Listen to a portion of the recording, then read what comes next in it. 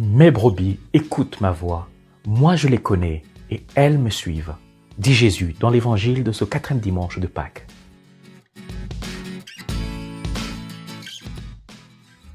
Deux mots, deux verbes retiennent mon attention. Le Seigneur Jésus dit que ses brebis l'écoutent et le suivent. Écouter et suivre. Il ne s'agit pas seulement d'écouter, mais aussi de suivre.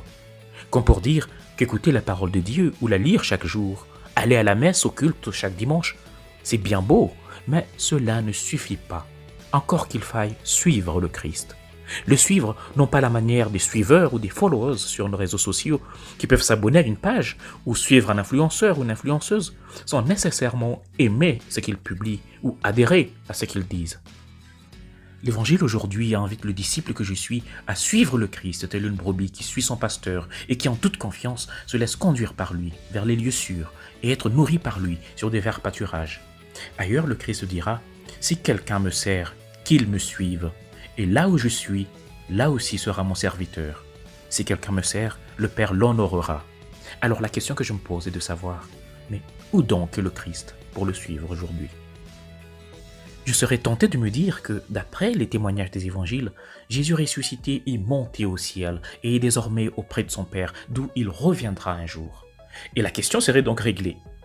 Mais une lecture attentive des Saintes Écritures vient un peu compliquer les choses, surtout lorsque Matthieu nous rapporte ces paroles du Seigneur qui, en montant au ciel, dit à ses disciples « Je suis avec vous tous les jours jusqu'à la fin des temps ».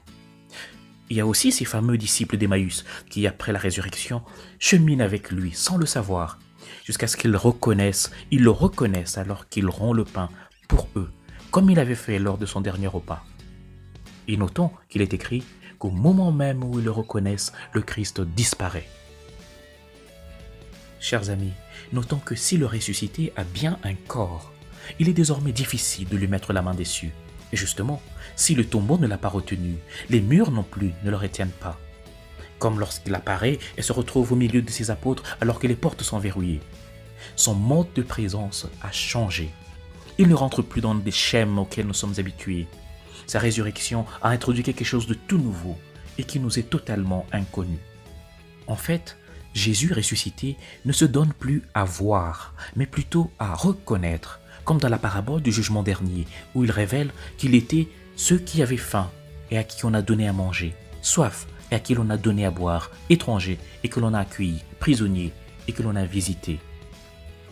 Où donc est Jésus, que je suis invité aujourd'hui à suivre, tel une brebis son pasteur? Jésus est donc réellement présent dans ces personnes qui sont à mes côtés, et que je le remarque ou que je l'ignore. Mais il est aussi présent dans ce pain que l'on partage à la messe, son corps, mieux, sa chair qu'il donne à manger, et dont il a fait une nourriture nouvelle.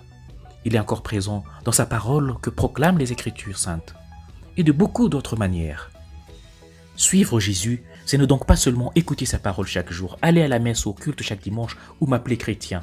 Le Seigneur Jésus lui-même a dit « Ce n'est pas en me disant « Seigneur, Seigneur » qu'on entrera dans le royaume des cieux. » Le pape François disait un jour « Il vaut mieux vivre en athée que d'aller à l'église et détester les autres. » Combien de fois voyons-nous le scandale de ces gens qui passent la journée à l'église ou qui y vont tous les jours et qui vivent ensuite pour haïr et dire du mal des autres.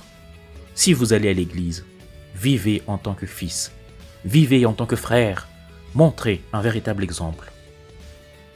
Prie donc avec moi. Seigneur mon Dieu, aujourd'hui, je veux suivre ton Fils de plus près. Garde-moi du scandale de vivre dans la contradiction de la haine, de la médisance et d'une vie non conforme à celle d'un vrai disciple de ton Fils, Jésus-Christ notre Seigneur. Amen. Et que le Seigneur te bénisse et te garde, ta famille et toi-même, au nom du Père et du Fils et du Saint-Esprit. Amen. Bon dimanche chez vous.